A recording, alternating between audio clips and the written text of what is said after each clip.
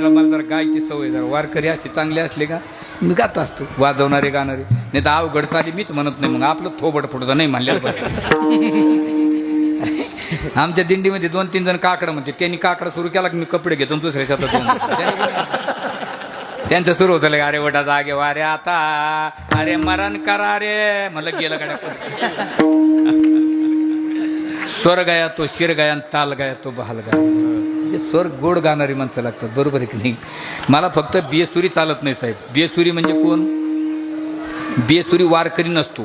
सूर म्हणजे देव. सूर म्हणजे देव. आणि ज्याला सूर कळत नाही तो आसूर. ज्याला सूर कळत नाही तो आसूर. आणि ज्याला दोन्हीची अक्कल नाही तो बेसूर.